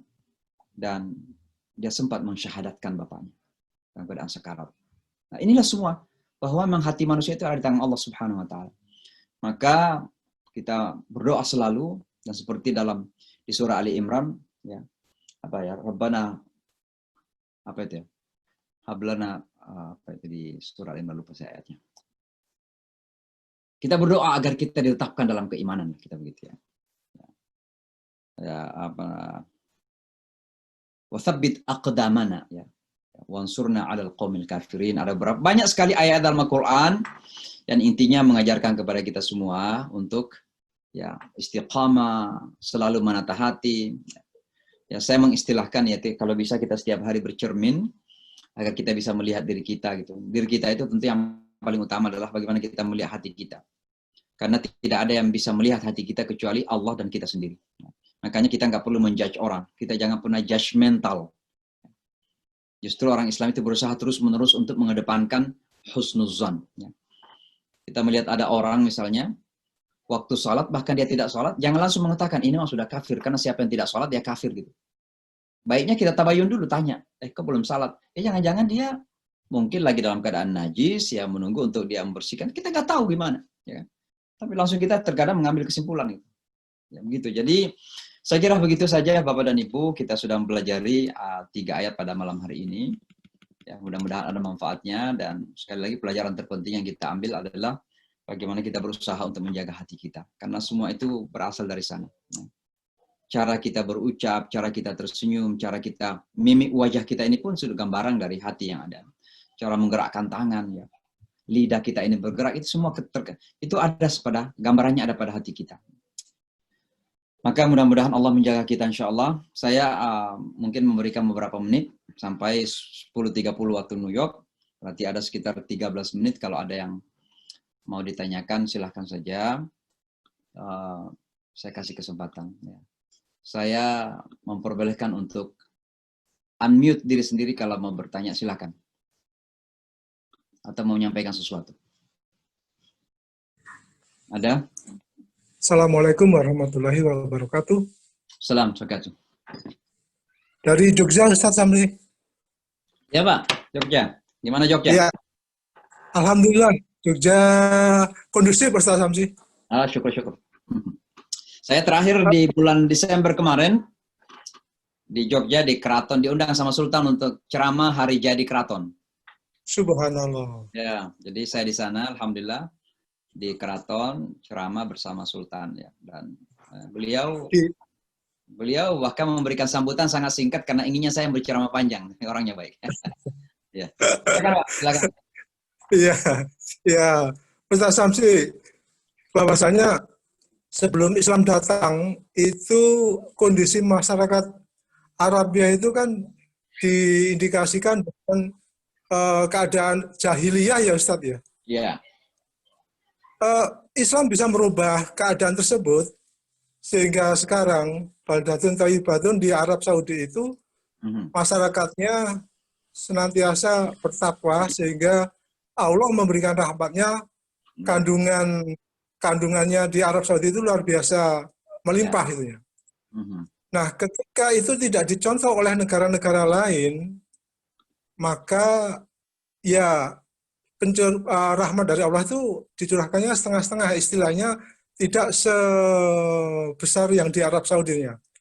Nah, ketika Islam bisa merubah masyarakatnya dari jahiliyah kepada yang beradab, tetapi sekarang tantangan Islam bisakah juga bisa menjawab, merubah kondisi jahiliyah modern yang saat ini kita lihat, kita nampak yang tadi Ustaz Samsi juga menggambarkan bahwasanya kalau party tidak ada alkohol kurang begitu ini ya. Padahal itu sudah itu sebagian kecil lah istilahnya. Padahal ada yang perbuatan jahiliyah yang dilakukan oleh orang Arab yang di luar batas kemanusiaan ya. Yang sekarang bisa dilakukan oleh orang-orang modern lagi itu ya, Ustaz. Ya, ya. Ini kondisi seperti ini Islam bagaimana bisa menjawab tantangan tersebut Ustaz Samsi? Itu ya Ustaz Samsi. Ya. Demikian. Jadi Assalamualaikum warahmatullahi wabarakatuh. warahmatullahi wabarakatuh. Jadi kesimpulan dulu ya. Kesimpulannya Islam memang datang untuk menjawab tantangan dunia kita. Dan itu akan terus hingga hari kiamat. Karena Islam ini adalah risalah yang terakhir dan final. Maka keimanan kita mengatakan, sebelum kita tahu pun seharusnya iman kita mengatakan begitu, keimanan kita mengatakan bahwa Islam itu adalah solusi dari segala permasalahan yang ada. Tantangannya, mampu nggak umat Islam ini kemudian memahami Islam itu sebagai solusi? Bukan dipahami Islam sebagai justru menambah problema yang ada gitu, menambah masalah yang ada. Jadi begini Pak, kalau kita melihat ya, permasalahan-permasalahan dunia kita sekarang ini memang begitu banyak ya. Dan saya kira secara kualitas juga, kualitas permasalahannya juga semakin kompleks gitu. Semakin kompleks itu karena memang kehidupan manusia semakin kompleks. Kalau dulu senjata misalnya pakai pedang ya, tentu kalau kita masuk satu kampung, kita satu persatu dibunuh kalau harus membunuh. Tapi sekarang tinggal menekan tombol saja sudah jutaan manusia bisa mati kan begitu. Jadi itu satu contoh saja. Nah, Islam ada solusi dengan itu. Apa solusi Islam itu? Solusinya adalah bahwa Islam itu selalu mengedepankan rekonsiliasi, kemudian ta'aruf antar manusia, mengedepankan human solidaritas, ya. Dimulai misalnya, ya, bahwa manusia itu adalah satu keluarga. Ya ayuhan nasu, inna khalaqnakum min dzakar wa untha. Wahai manusia, sesungguhnya kami Allah menjadikan kamu dari satu laki dan satu perempuan. Nah, coba kalau kita hayatin saja itu ya. Oh, kalau begitu semua kita bersaudara dong. Amerika, Eropa, Afrika, Cina, semua kita bersaudara ya. Oh, tapi kemudian Allah melanjutkan, wa ja'alnakum syu'uban wa qabaila. Kami menjadikan kamu berbangsa-bangsa dan bersuku-suku. Artinya apa? Memang ada perbedaan-perbedaan. Ya. Kita terjemahkan kata itu suku dan bangsa, tapi perbedaan ini mewakili kata perbedaan. Warna kulit, bahasa, kultur, budaya, ada perbedaan. Bahkan agama juga masuk situ. Ada perbedaan agama. Kenapa kita mengatakan bahwa perbedaan agama menjadi bagian dari sunnatullah, dari hukum Allah?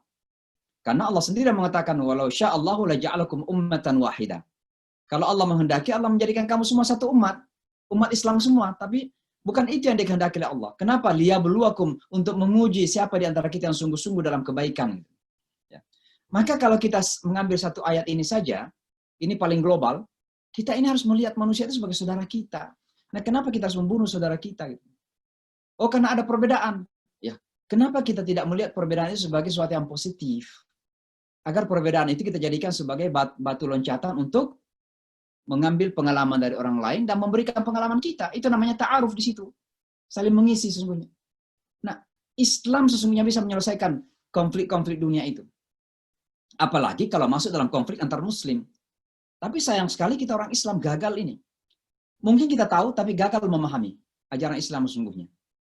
Maka jangankan antar manusia, antar Islam saja kita gagal. Antar negara Islam saling memboikot. Antar negara Islam saling membunuh. Bagaimana harapannya Islam akan menjadi solusi konflik dunia? Sedangkan kita sendiri gagal memahami seperti itu. Tapi Islam sendiri, saya jamin, Islam kalau kita pahami dengan baik, harusnya bisa menjadi solusi bagi permasalahan dunia kita. Maka wahai umat Islam, jangan pernah ragu kepada Islam ini. Jangan kita pernah merasa bahwa dengan Islam ini kita terbebani. Karena ada anak muda kita merasa seolah-olah dengan Islam ini terbebani. Justru dengan Islam ini kita menjadikan dunia ini maju.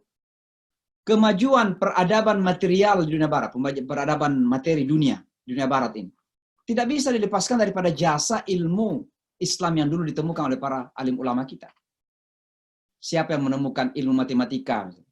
Siapa yang menemukan Al-Kindi, ya, the father of chemistry, kimia, ilmu kimia. Kemudian ilmu geografi, Ibnu Khaldun, ilmu sosiologi. Itu kan semua sekarang kebanggaan barat. Gitu. Artinya apa? Islam ini seharusnya kalau kita umat Islam mempraktekkan, memahami dan mempraktekkan dengan baik, kita akan jauh lebih maju daripada apa yang dialami oleh kemajuan dunia yang lain. Tapi sayang sekali, kita justru terkadang terbalik. Seolah-olah akan maju ya ikut-ikutan kepada orang. Islam kita kesampingkan. Kenapa kita nggak belajar kepada Turki? Turki itu berpuluh-puluh tahun ingin jadi Jerman. Islam dikesampingkan, azan pun diganti, nggak pernah jadi Jerman.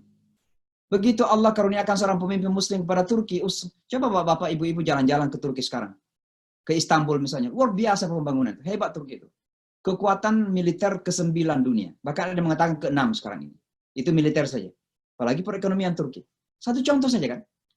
Maka orang Islam ini akan maju dan hebat kalau mengambil Islam sebagai solusi. Jangan justru dianggap Islam itu sebagai penghalang bagi kemajuan kita.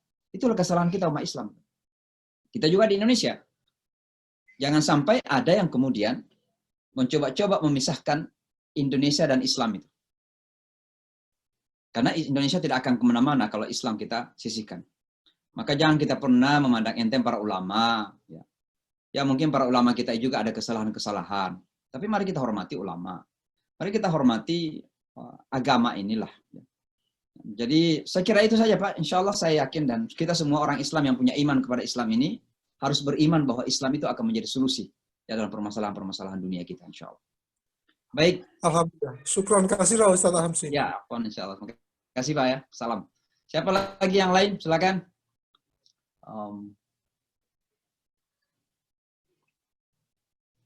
Baik, kalau nggak ada lagi kita tutup. Cukup. Kalau nggak lagi, baik Bapak dan Ibu sekalian, ya kita. Assalamualaikum. Salam, wabarakatuh. Silakan Bu, dari Kanada ini, dari Calgary.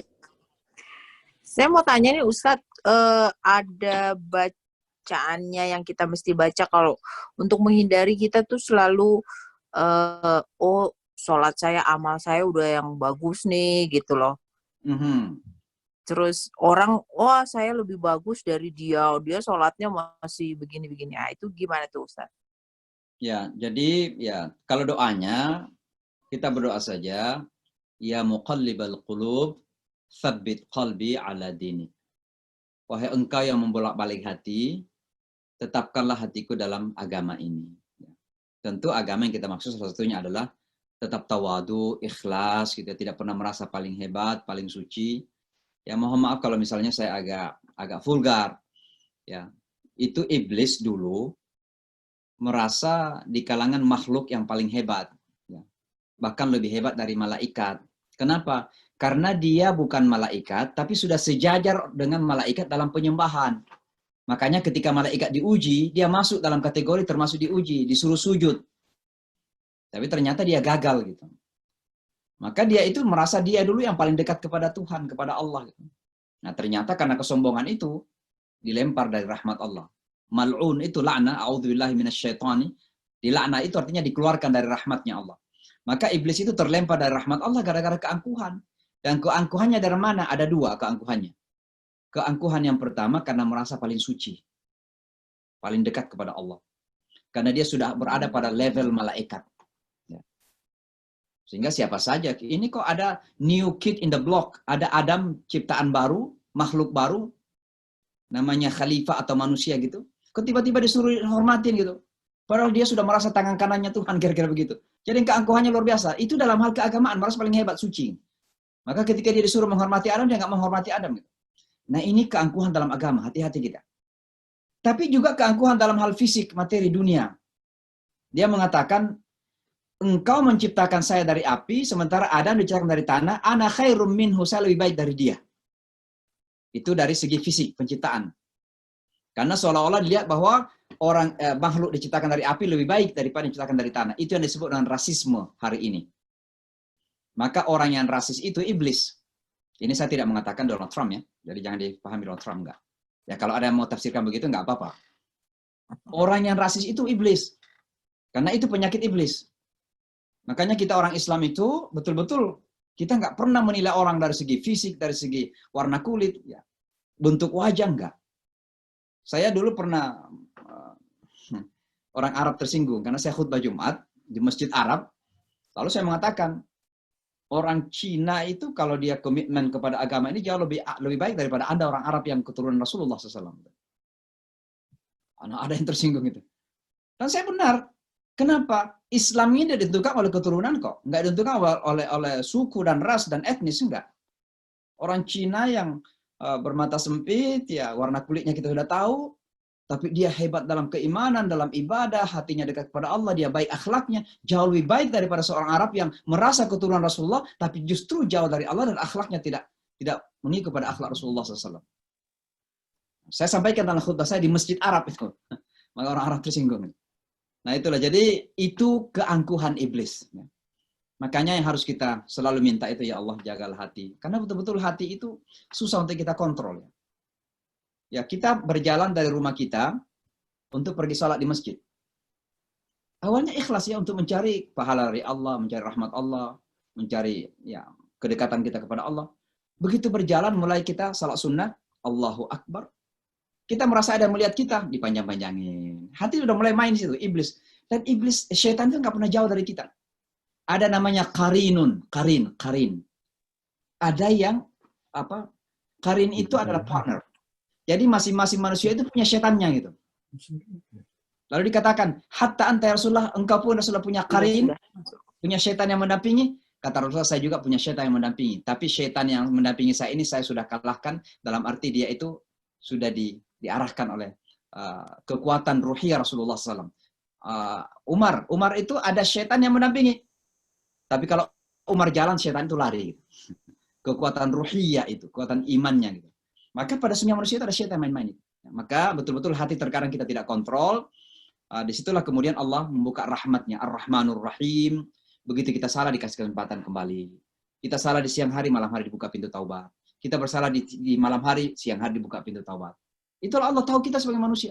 Punya hati yang bolak-balik. Dan hati artinya kalbun. Kalbun itu dalam bahasa Arab artinya qallaba yuqallibu, berbolak-balik. Ya. Kira-kira begitu ya. Jadi tetaplah istiqamah, berjuang terus. Begitu keluar sedikit, fight lagi kembali.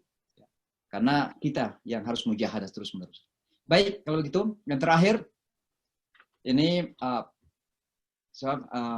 Basri Lampe dari Bulukumbaya, silakan. Yang unmute mau ngomong. Wardah, Ibu Wardah. Mbak Wardah. Ya, iya Ustadz. Assalamualaikum. Assalamualaikum warahmatullahi wabarakatuh. Ya, ini dari Pekanbaru, Riau, Ustadz. Oh iya. Baik. Ya, Masya Allah. Dari kampungnya Ustadz Abdul Somad ya? Oh iya, betul Ustadz. Baik.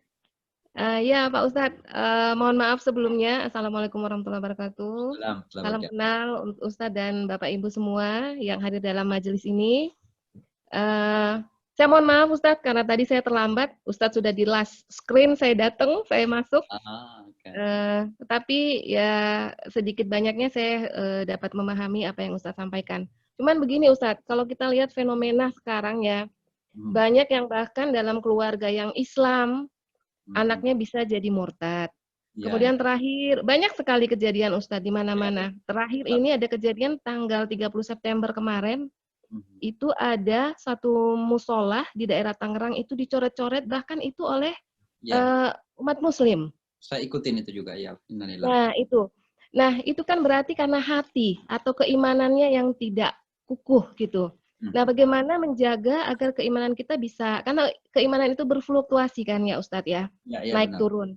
Nah bagaimana supaya kita bisa menjaga keimanan kita? Insya Allah meskipun kita selalu berdoa insya Allah ya muqallibal qulub tsabit qalbi ala dinik, tetapi yang namanya pergaulan, kehidupan, lingkungan itu sangat-sangat mempengaruhi. Nah, itu aja pertanyaan saya Ustadz. Jazakillah khairan katsiran. Assalamualaikum warahmatullahi wabarakatuh. Iya. Jadi saya kira seharusnya kita menyadari bahwa semua pihak itu punya tanggung jawab ya. Dimulai dari rumah, sekolah, sampai kepada Islamic Center atau masjid-masjid, ya, dalam hal ini para ustaz-ustaz kita, para imam kita, sampai kepada pimpinan masyarakat, dalam hal ini tokoh masyarakat, sampai kepada pimpinan politik, ya, presiden, ya, punya semua tanggung jawab itu. Ya. Jadi saya melihat bahwa apa yang berkembang dalam dunia kita sekarang ini tidak bisa ditanganin oleh satu sisi saja, karena sudah menjadi sebuah lingkaran setan. Para ustadz kita mendidik anak-anak muda kita, berbusa-busa ceramah. Luar biasa Ustadz Abdul Somad itu salah seorang ustadz yang saya kagumi ya. Karena beliau memang menyampaikan dengan retorika yang bahasa yang sederhana, kita pahami, ya agak lucu-lucu, jadi tidak menjadi kita bosan. Tapi juga punya dasar ilmu. Karena ada juga penceramah-penceramah yang mohon maaf, menyampaikan dengan baik, dengan lucu-lucu, tapi kadang nggak dasarnya kurang kuat gitu. Kalau Ustadz Abdul Somad, mohon maaf bukan karena ibu dari Riau saya memuji ya, memang itu realitanya.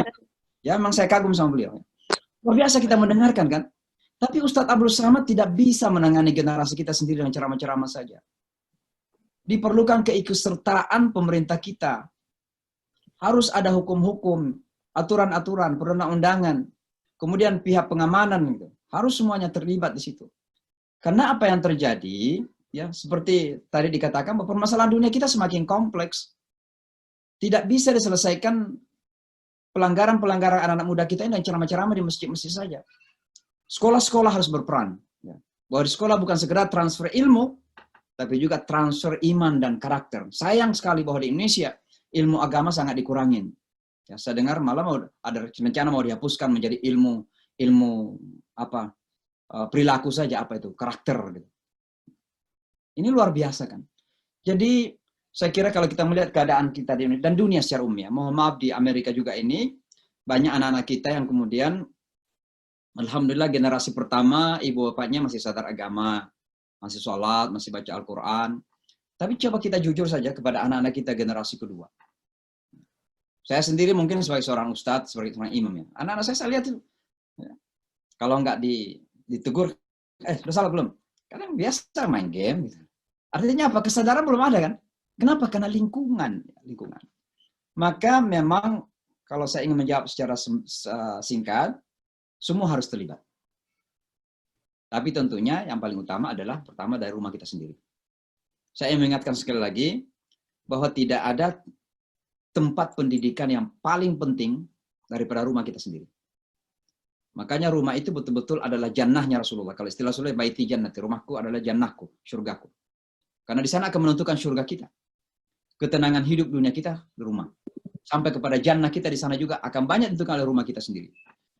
Maka sekolah untuk mengajarkan anak kita yang terutama dan yang terpenting dan paling utama ada di rumah. Dan ukurannya saya istilahkan rumah itu adalah madrasah.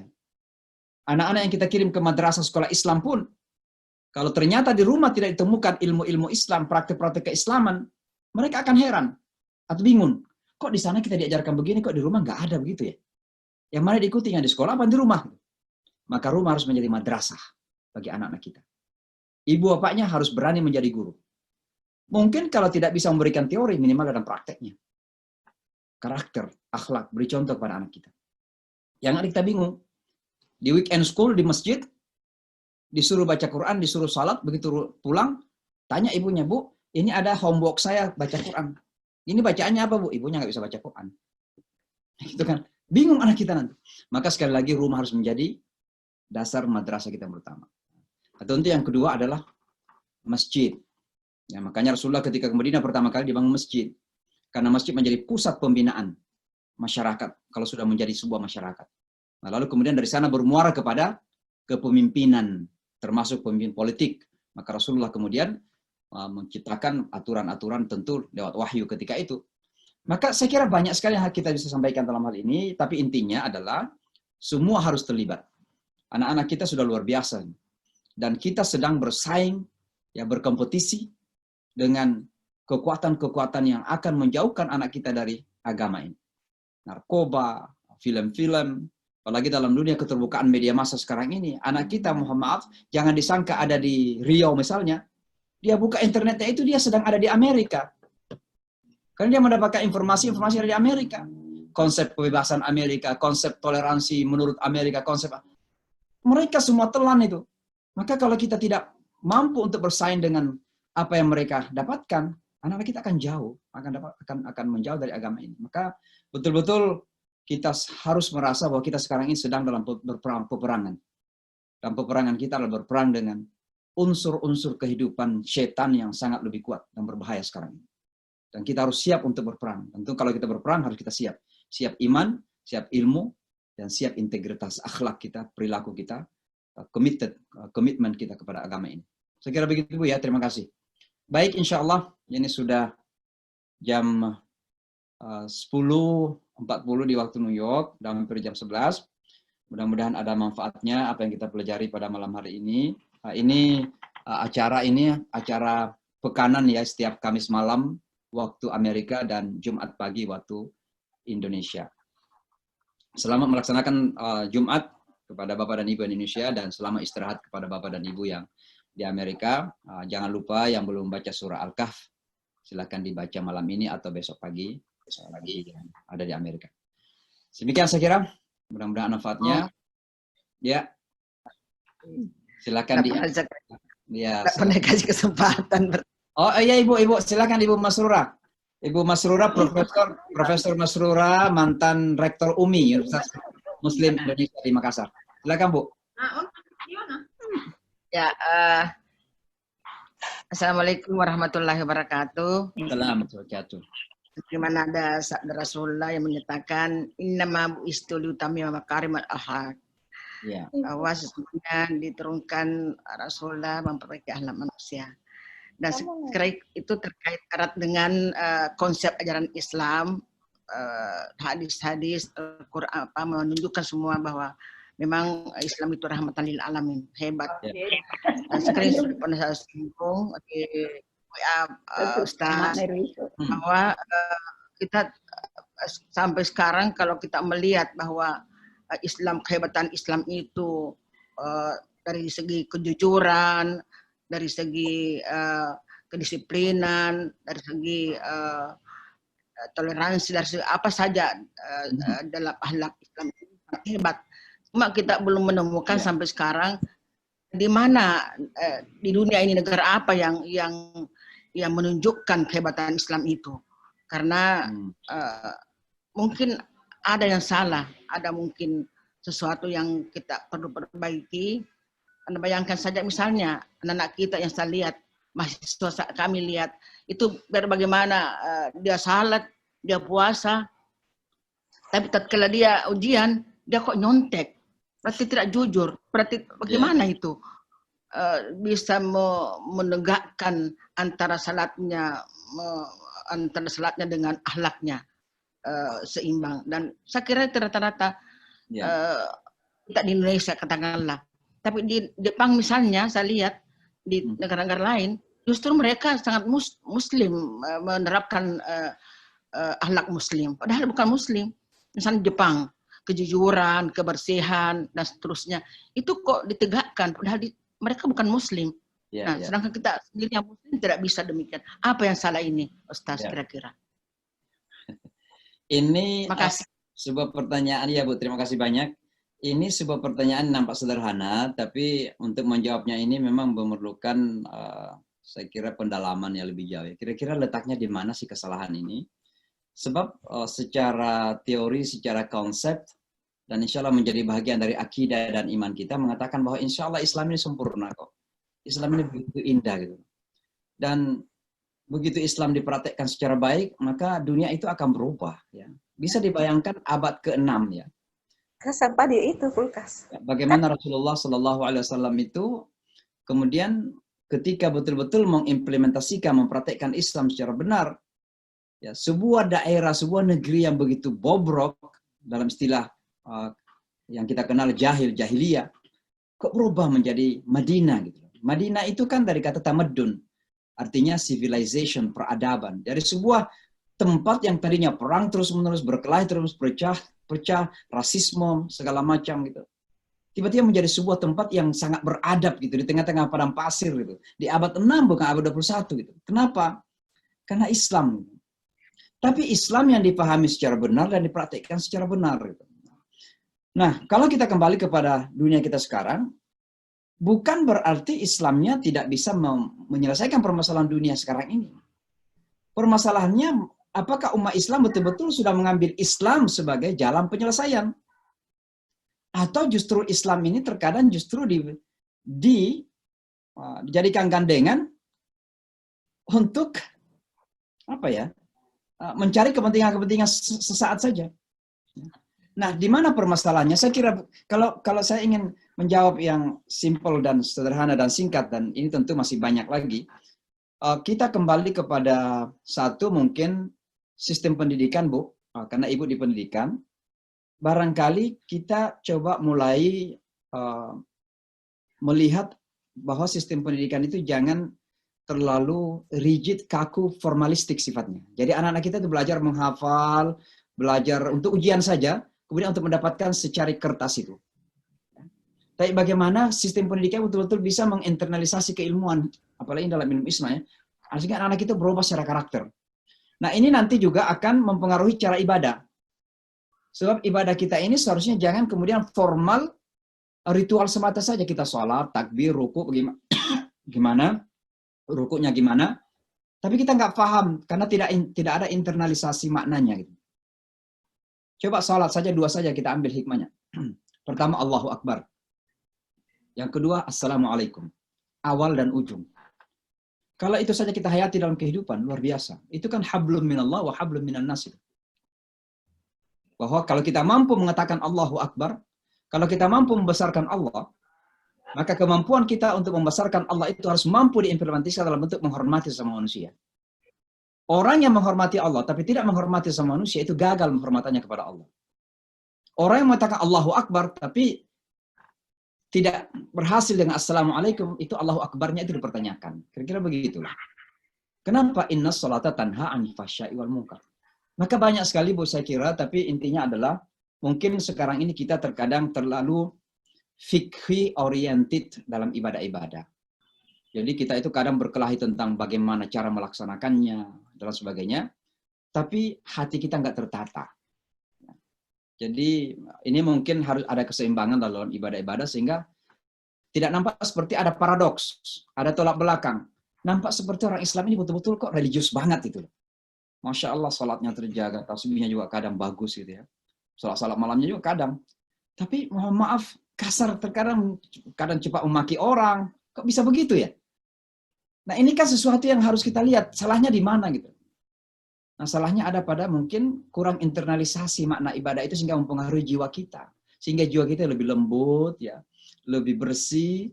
Dan kalau jiwa kita lembut, bersih, itu akan ternampak dalam perilaku kita. Sebab batin kita, jiwa kita itu akan menjadi cerminan dari perilaku kita kepada orang. Kalau kita kasar kepada orang, berarti hati kita masih kasar gitu. Kan begitu. Jadi saya kira Ibu mohon maaf mungkin nggak terjawab, tapi kira-kira mudah-mudahan begitu saja saya bisa sampaikan. Jadi karena Ibu di sistem pendidikan, mungkin coba lihat lagi apakah sistem pendidikan ini tidak terlalu kaku, hanya sekedar menghafal, kemudian untuk murid-murid kita kemudian mencari secari kertas, sudah dapat detrandesnya atau doktornya bahkan, lalu kemudian merasa udah hebat. Yang penting kan kita dalam Islam itu kan ilmu pendidikan itu kan tarbiyah ya. Tarbiyah itu relevansinya kepada Rabbun. Ada lina-lina rohani yang terjadi di situ. Nah, ini mudah-mudahan bisa kita coba tafsirkan dalam membangun dunia pendidikan kita di Indonesia. Dan kemudian kalau ibadah kita tadi juga, yang kedua ibadah tadi, bagaimana ibadah jangan terlalu fikih oriented. Orientasinya bagaimana melaksanakan, tapi tidak pernah mempertanyakan bagaimana dengan batin dan jiwa kita. Sehingga bisa mempengaruhi kebatinan kita. Saya kira demikian Bapak dan Ibu sekalian. Sekali lagi terima kasih. Sama-sama. Saya di rumah 12 orang. Dapat saya kendalikan. Karena serumah semua. Tapi ya mahasiswa nggak bisa kita kendalikan. Iya. Makasih Ustaz. Salam. Baik, sampai di sini dulu. Insya Allah sampai ketemu pada Kamis malam atau Jumat pagi akan datang. Dan Allah yang bermain.